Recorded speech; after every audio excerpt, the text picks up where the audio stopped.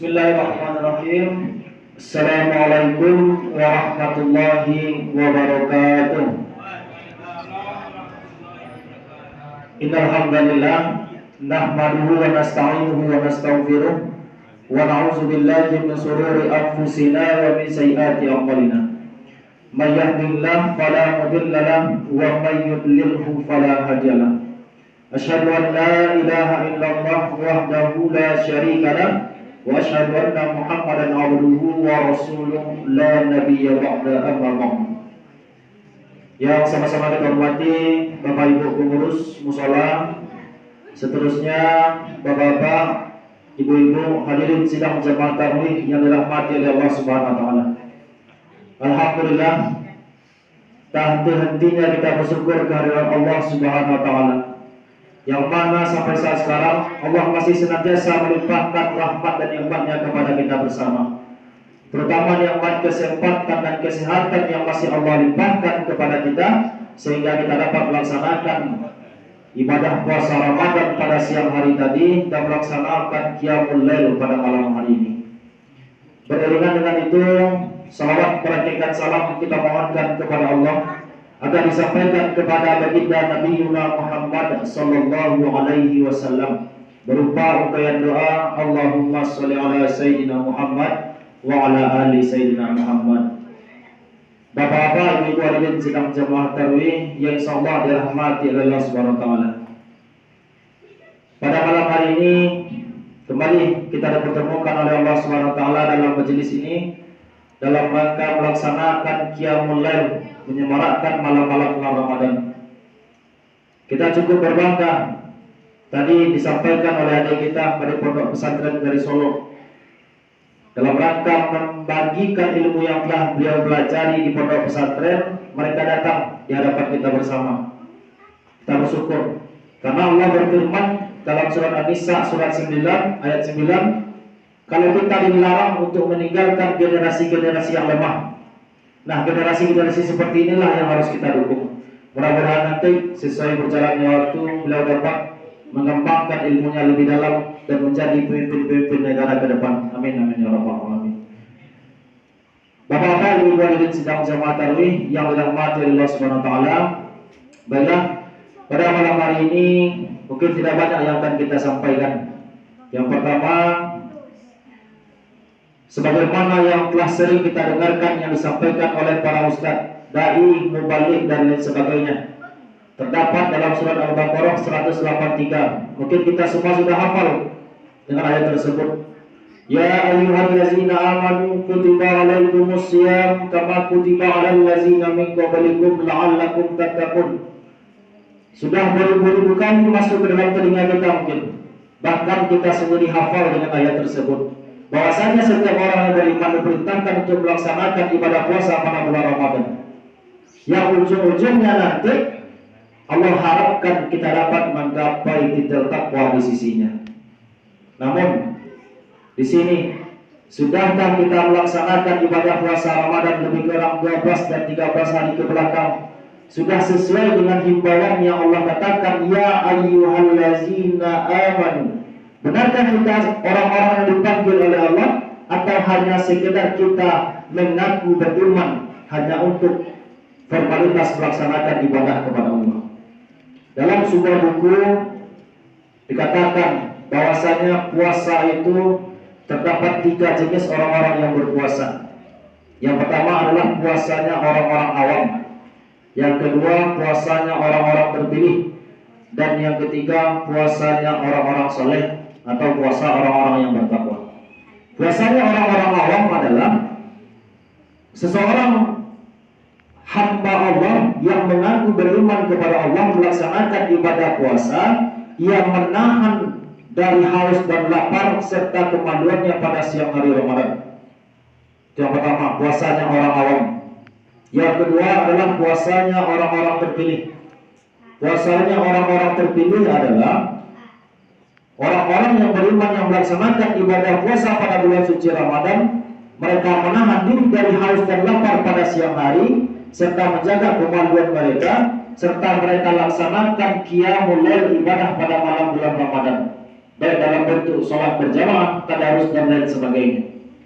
Dan yang ketiga adalah puasanya orang-orang saleh. Bagaimana orang-orang saleh melaksanakan ibadah puasa? Melaksanakan ibadah puasa bagi orang-orang saleh adalah mereka melaksanakan bagaimana yang dilakukan oleh orang awam tadi.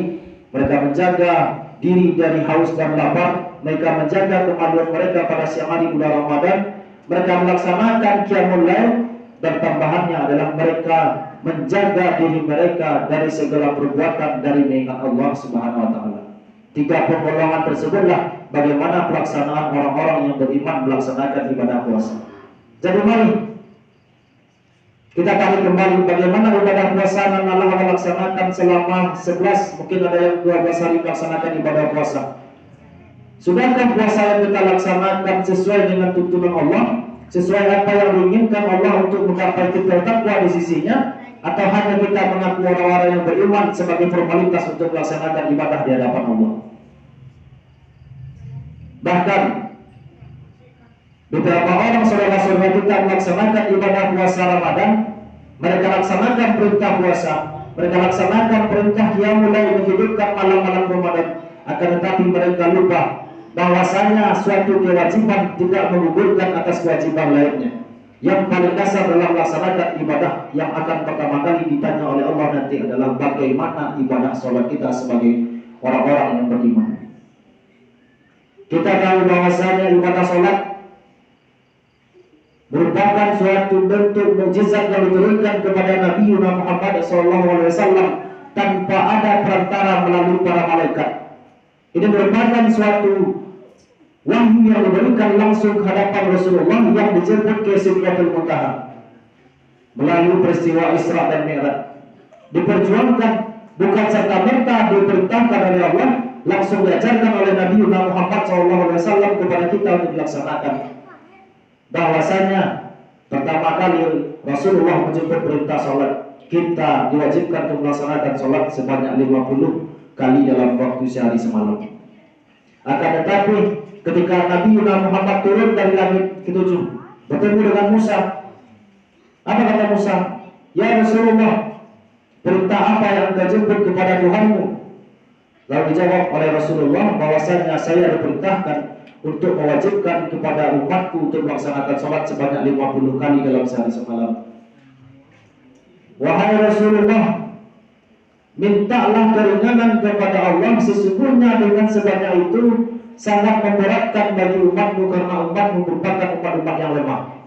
Lalu kembali Rasulullah ke Sidratul Muntaha memohon kepada Allah keringanan untuk kita umatnya, sampai diturunkan sampai 45 kali, 30 hingga hari ini yang kita laksanakan sampai dengan waktu 5 hari sehari semalam. Apa gunanya kita melaksanakan ibadah Ramadan, kita melaksanakan puasa, kita menahan diri dari haus dan lapar dalam segala hal yang dapat memungkinkan puasa kita berkurang pahalanya, dan kita melaksanakan qiyamul lail yang notabene ibadah sholat tarawih dan witir adalah sunnah. Akan tetapi kita lupa bagaimana kewajiban melaksanakan sholat 5 kali dalam sehari semalam.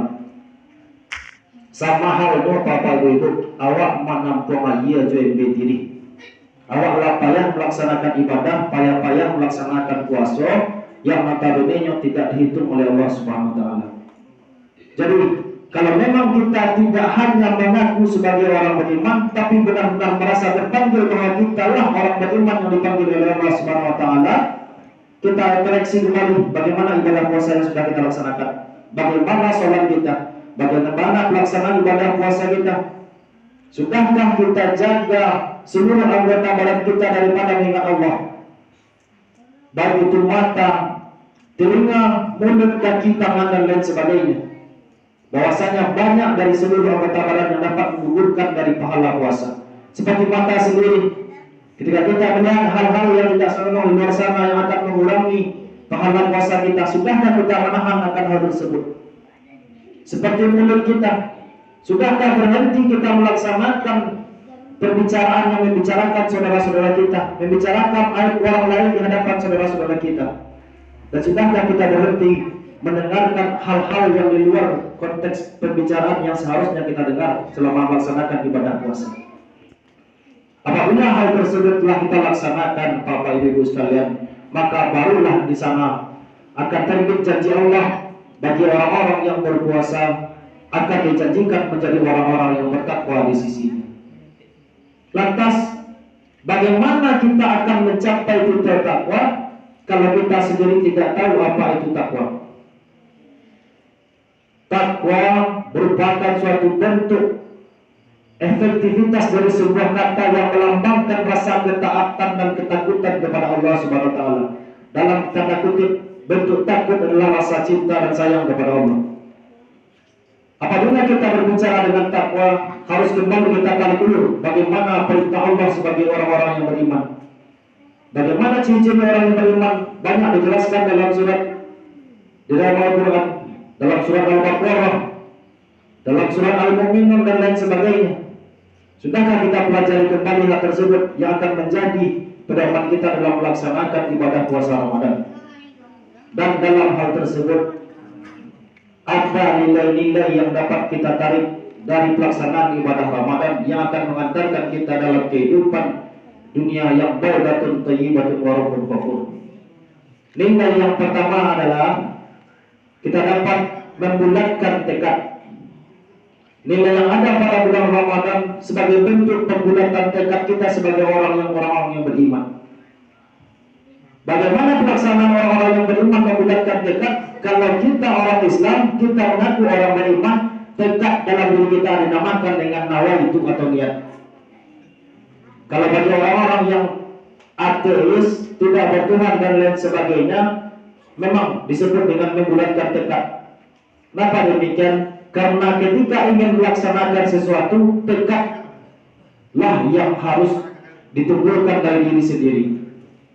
Apa bedanya dengan kita orang-orang yang beriman dan melaksanakan ibadah puasa Ramadan? Sebelum matahari terbit pada subuh hari, sebelum azan subuh, kita sudah berniat untuk melaksanakan ibadah puasa Ramadan. Kita baca niat nawaitu sauma hadin an ada'i fardhi syahri Ramadan hazihi sanati lillahi ta'ala. Kita berniat karena Allah untuk melaksanakan puasa esok hari. Dan karena itulah dalam bentuk apapun kondisi fisik kita, selemah apapun kita dapat melaksanakan ibadah puasa Ramadan tanpa ada gangguan. Itu nilai yang pertama. Yang kedua, nilai yang dapat kita tarik dalam pelaksanaan ibadah bulan suci Ramadan yang akan mengantarkan kita dalam kehidupan bertakwa kepada Allah nanti adalah nilai integritas.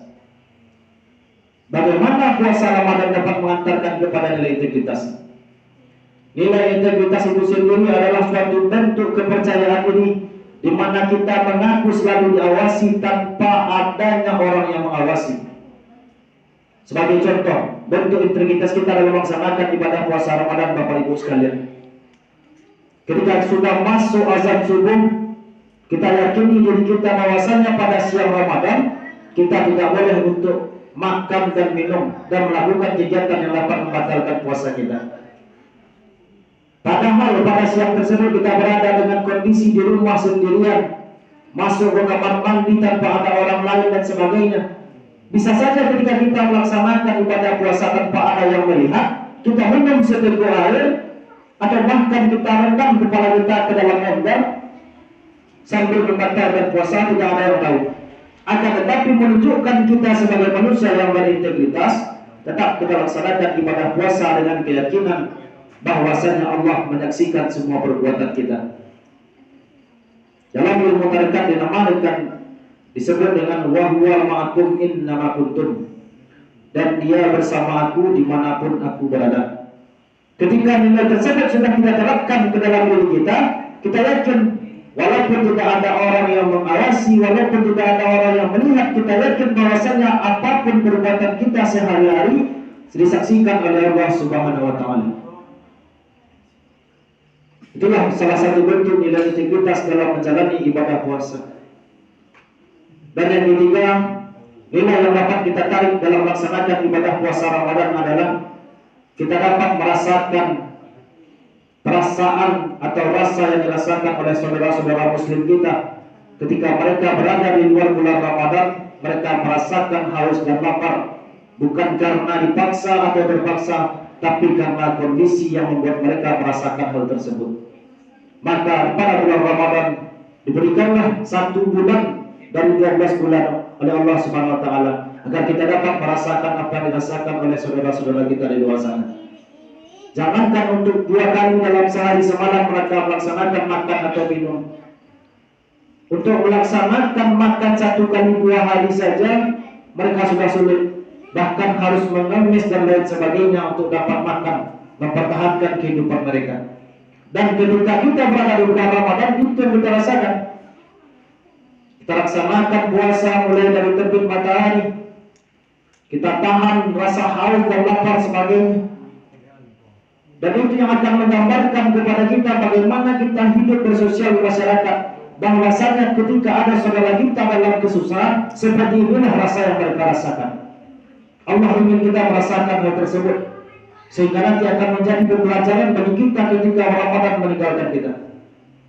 Ketika Ramadan sudah jauh pergi meninggalkan kita semua, kita bertemu dengan saudara-saudara kita yang ekonominya susah dan lain sebagainya, maka kita tidak akan ragu untuk mengulurkan tangan kepada mereka. Bahkan nanti ketika kita hidup bertetangga,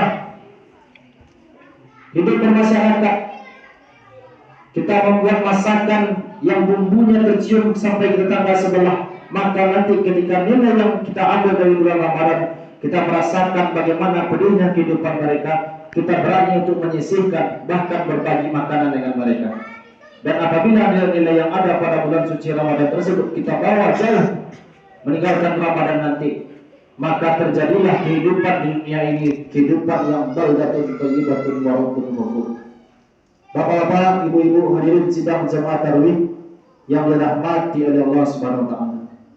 Dan semua itu baru bisa kita dapatkan ketika kita tahu diri kita ini siapa, kita akan kemana, dan kita asalnya dari mana. Ma'arada nafsuka arada rabbuka. Barang siapa yang tahu dengan dirinya, maka dia akan tahu dengan Tuhannya. Kita harus tahu bagaimana asal kita.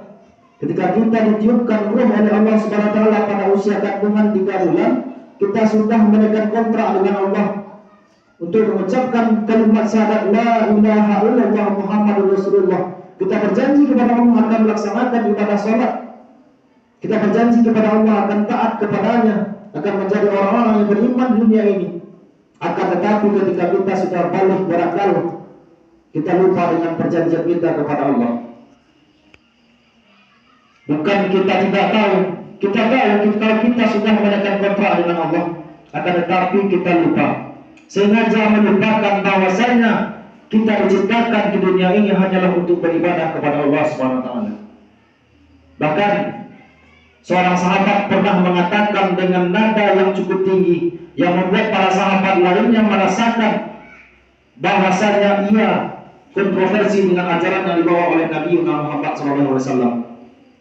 Pada masa itu, Bapak Ibu sekalian, Sa'labah pernah berkata kepada para khalifah-khalifah dan sahabat-sahabat lainnya, yang beliau katakan adalah, sesungguhnya Tuhan kalian berada di bawah telapak kakiku, katanya. Apabila kita mengambil secara singkat hanya dengan notabene bahasa yang dikeluarkan oleh Sa'labah, maka kita akan berpikir bahwa ia adalah orang yang anti Tuhan, atau ia adalah orang yang mengaku bahwa dirinya lebih hebat daripada Tuhan. Akan tetapi di sana disisipkan makna bahwasanya pada masa itu banyak para umat manusia dan khalifah-khalifah pada masa itu bukan lagi menyembah kepada Allah. Mereka memang melaksanakan sholat, akan tetapi mereka bertuhan kepada harta dan pencarian yang ada di dunia ini. Maka keluarlah bahasa seperti itu, kalau Tuhan yang kalian sembah berada di bawah tapak kakiku. Itulah maknanya. Kalau kita tidak mempelajari secara mendalam, kita akan menjudge atau menilai bahwa dia adalah seorang yang sesat. Akan tapi konotasi yang ada pada masa itu adalah ketika masyarakat sudah berpacu pada kehidupan dunia. Manusia hanya berpacu kepada apa yang bisa mereka dapatkan dengan mencari rezeki di dunia ini, tanpa mengetahui bahwasanya hidup ini akan dikembalikan kepada Allah Subhanahu wa taala. Bapak-bapak, ibu-ibu hadirin sidang jamaah tarawih yang dirahmati oleh Allah Subhanahu wa taala. Jadi Apa yang dikatakan oleh Allah Subhanahu wa taala dalam surah Al-Baqarah 183 tadi bukan hanya sekedar bentuk perintah Allah untuk melaksanakan ibadah puasa Ramadan, akan tetapi kembali kita tarik ulur introspeksi diri kita. Sudahkah kita benar-benar orang yang dipanggil oleh Allah Subhanahu wa taala sebagai orang-orang yang beriman, atau hanya sebagai pengakuan diri kita? Hanya kita yang tahu. Tarik kembali introspeksi lagi diri kita. Sudahkah kita laksanakan apa yang diperintahkan oleh Allah, apa yang disunahkan kepada Rasul kepada kita semua? Dan juga sudah yakinkah kita bahwasanya kita beriman kepada Allah? Sudahkah yakin kita bahwasanya yang kita sembah hanyalah Allah? Sebuah cerita Bapak Ibu sekalian, ada terjadi seorang itu yang akan mencegah dari perbuatan keji dan mungkar, dan dalam pelaksanaan kehidupan sehari-hari akan terjalin silaturahmi yang baik. Baik itu hablum minallah akan terjalin, hablum minannas akan terjaga, dan hablum minal alam akan terjaga sebagaimana mestinya.